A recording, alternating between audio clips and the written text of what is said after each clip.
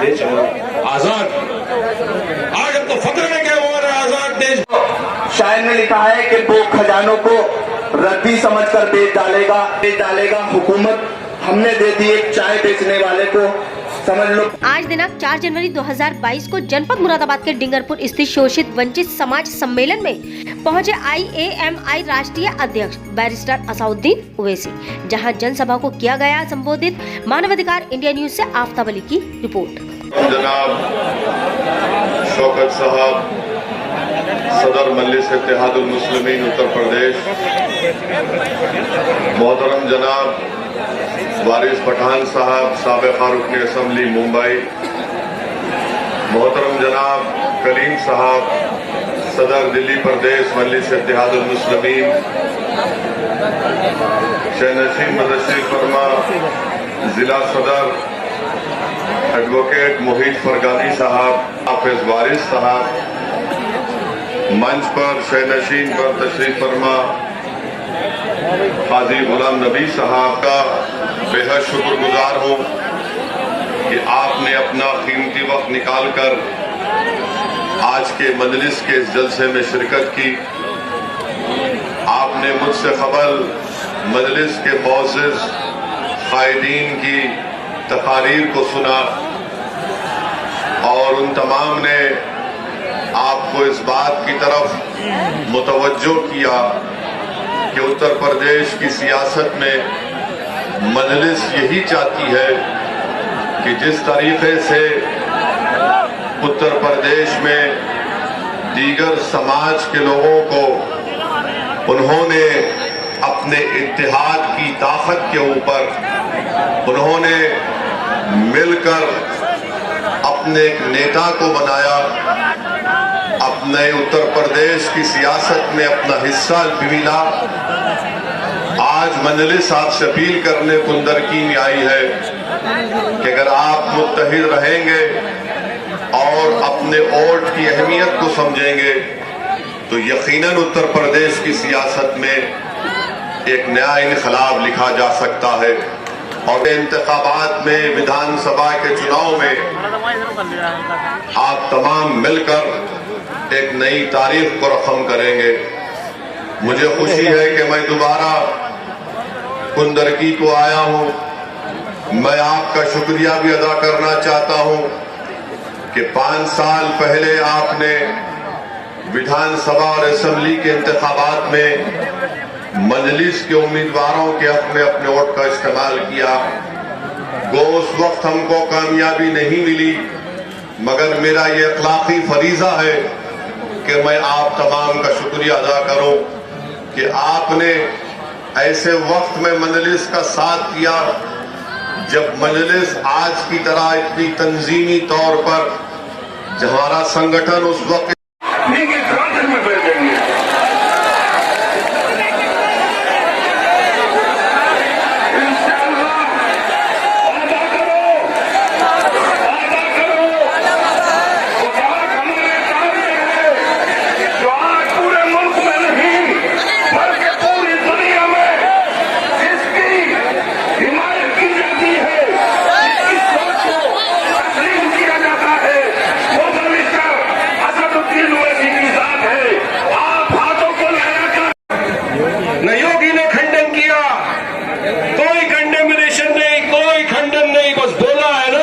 अरे मैं पूछना चाहता हूँ, क्या मुसलमान इस देश का कोई हिस्सा नहीं है?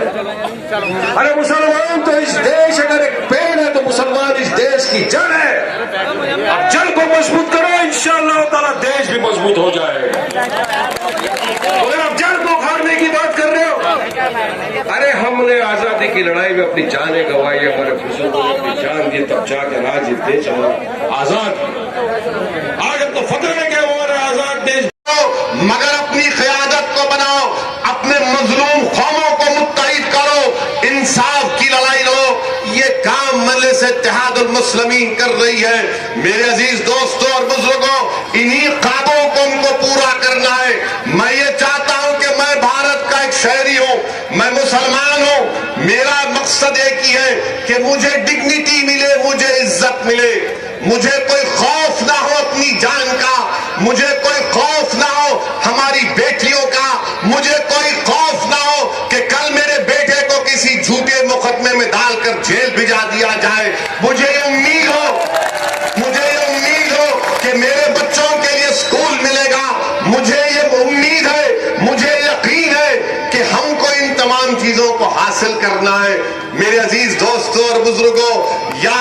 असदुद्दीन ओवैसी आपसे सिर्फ इस बात की गुजारिश करने आया है कि मैं जो तुम्हारे सामने खड़े होकर जिन बातों को बयान कर रहा हूं, ये बातें वो नहीं है कि आसमान से तारे तोड़कर लाने की बात नहीं कर रहा हूं। मैं तुमसे ये नहीं कह रहा हूं कि चांद पर जाकर उसकी मट्टी उठाकर मैं तुमको ला कर दूंगा। मैं तुमसे ये भी नहीं कह रहा हूं कि समंदर की तह में जाकर मैं मोती तुम्हारे लिए चुनकर लाऊंगा।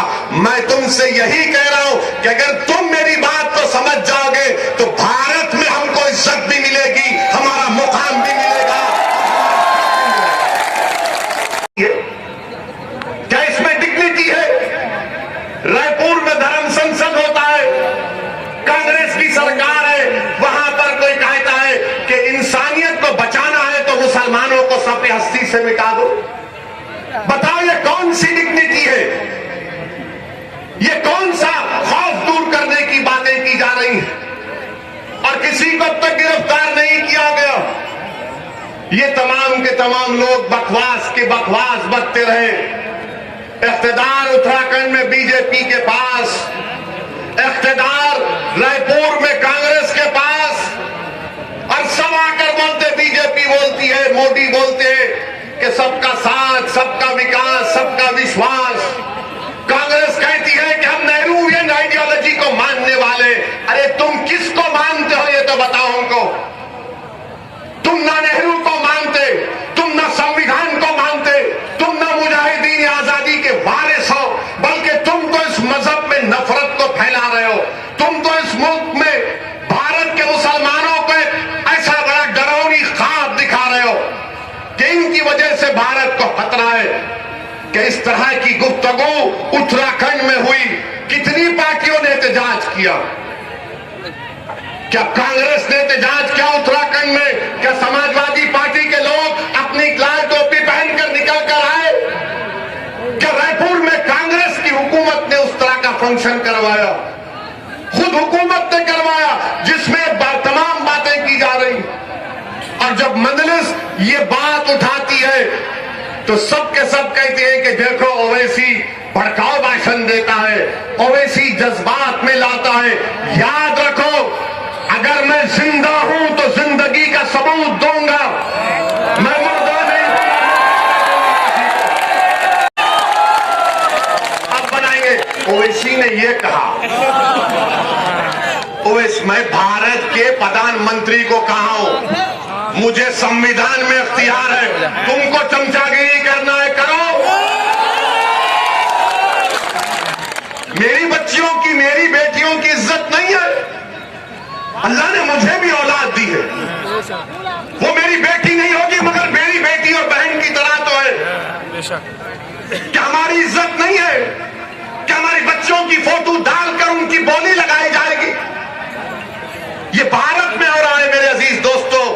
पहली मर्तबा नहीं, दूसरी मर्तबा। वो जो मुस्लिम महिला पायलट है, मुसलमान है, यूपी की है, इससे पहले भी इससे हरकत की गई। पुलिस में कंप्लेन दिया मगर यूपी की पुलिस ने कुछ एक्शन नहीं लिया। अगर वही बाबा योगी आदित्यनाथ के बारे में कोई फेसबुक लिख दे, अगर अमित शाह के बारे में कोई लिख दे, मोदी के बारे में कोई लिख दे, तो पुलिस पहुंचकर उसको जेल को पहुंचा देगी। यही तो मेरी लड़ाई है। अगर मोदी की इज्जत है तो मुस्लिम भाइयों की भी इज्जत है। अगर योगी आदित्यनाथ की भी इज्जत है तो मेरी बहनों की उससे ज्यादा इज्जत है। अमित शाह की इज्जत है तो हमारी भी इज्जत है। भारत के संविधान में सब बराबर है। तुम्हारी इज्जत बढ़ के मेरी इज्जत कम नहीं है। इज्जत सबकी बराबर है। ये लड़ाई इज्जत की है, अजमत की। आपको साथ देना है मजलिस का। बीजेपी खुली छूट देकर पूरे मुल्क में जहर फैलाने का काम कर रही है। मेरे अजीज दोस्तों और बुजुर्गों, अब तो हद ये हो गई, हद ये हो गई कि 1 जनवरी के दिन मुसलमान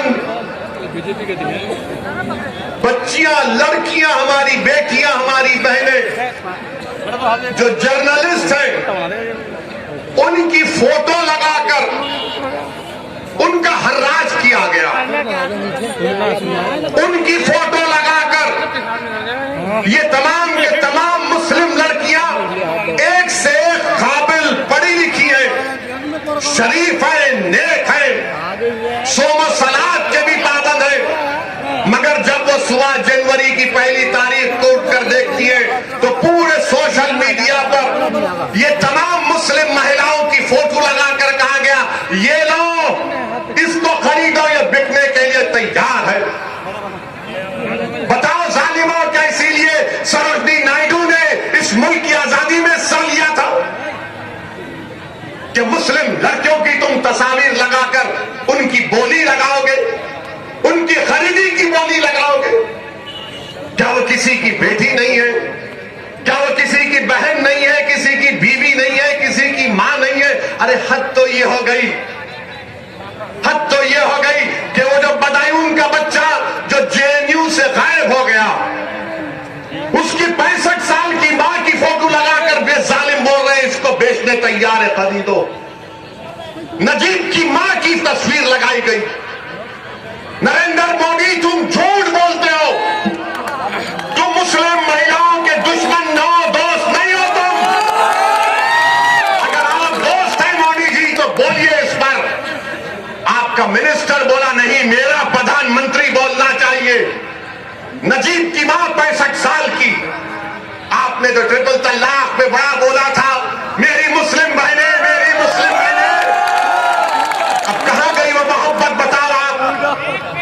मुझे यकीन है कि शाम के 6 बजे से जितने मीडिया के लोग हैं असदुद्दीन ओवैसी की एक तकरीर के जुमले को पकड़ के बोलेंगे, आपने भारत के प्रधानमंत्री को दुश्मन कहा।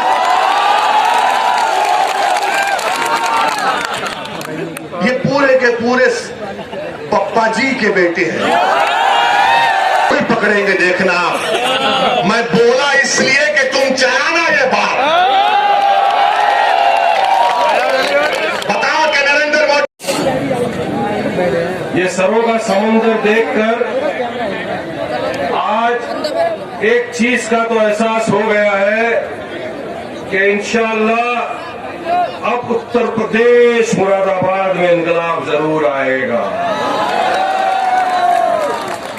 ये गवाह है ये लोग कि इन्होंने मान लिया कि हम मजलिस इत्तेहादुल मुस्लिमीन का साथ देंगे और हमारे कायद बैरिस्टर असदुद्दीन ओवैसी साहब की ताकत को मजबूत करेंगे और पूरे उत्तर प्रदेश में मुस्लिमीन का देखा ये जा रहा है। इधर का निकालो, ये देखो उत्तर प्रदेश का चुनाव आया है, महीना भर बाकी है सिर्फ। ये तो चीज काम की तमाम मुख्तलिफ सियासत पार्टी अब तक के उम्मीदवार पड़ी। क्या वजह है कि मेरे कायद को 1400 किलोमीटर दूर से चल करके आपके दरमियान में उत्तर प्रदेश के एक एक गली कूचे जिले विधानसभा की खाक छानी मार रहे? मेरे कायद कि वो कौन सी तकलीफ है जिन्होंने इन्हें मजबूर किया दारुस्सलाम से बाहर निकलने के लिए? आज लोग हम पर इल्जाम लगाते हैं कि हम बीजेपी की बी टीम है, समाजवादी भी हमको बीजेपी की बी टीम कहती है। समाजवादी पार्टी के हमारे जो मुस्लिम भाई जो वहां पर चपरासी का काम करते हैं, सबसे ज्यादा हमें बदनाम करने वाले वही लोग हैं। हमारा कोई हिंदू भाई मजलिस इत्तेहादुल मुस्लिमीन या मेरे कायद को बीजेपी की बी टीम नहीं कहता, बल्कि मेरे एक दोस्त ने कहा कि अगर बैरिस्टर असदुद्दीन ओवैसी साहब का ताल्लुक हमारे समाज से होता तो हम बैरिस्टर असदुद्दीन ओवैसी साहब को भगवान बना करके पूछते। माहौल चल रहा है, पार्टियां मुसलमान को बेचने पे तुली हुई हैं। 22 से 23% मुसलमान उत्तर प्रदेश का, जिसमें के रिजर्वेशन का वादा किया था समाजवादी पार्टी ने, वो भी नहीं दिया। और समाजवादी पार्टी ने मुसलमान को सिर्फ और सिर्फ धोखा देने का काम किया है, और कांग्रेस पार्टी ने भी। इसलिए मैं संविधान पे चलने वाली पार्टी है, ताकि बिना संविधान के मजलिस नहीं चलती। हालात है कि शायर लिखता है कि दर्द इतने हैं कि सारा बदन है छलनी, जख्म इतने हैं सारा बदन है छलनी, दर्द बेचारा परेशान है कहाँ से उठे, दर्द बेचारा परेशान है कहाँ से उठे। एक बार नारे के लिए मैं कहूँगा, नारा लगाएं मजलिस का, मजलिस इत्तेहादुल मुस्लिमीन जो हुसैन का दामन, मजलिस इत्तेहादुल मुस्लिमीन देश अध्यक्ष शौकत अली, नारे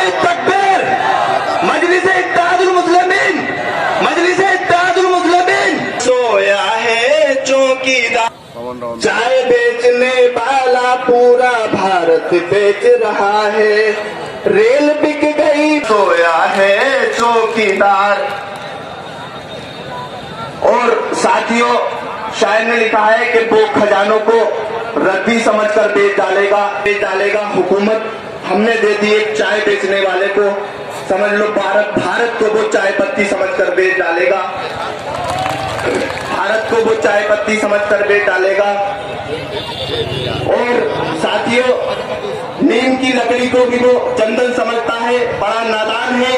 दिल्ली को जो लंदन समझता है। मेरे दोस्तों, आज माहौल को समझना पड़ेगा और वक्त को देखना पड़ेगा। सबसे अच्छी पार्टी अगर कोई है तो वो मजलिस है, मजलिस के अलावा कोई सिपाही है जो रात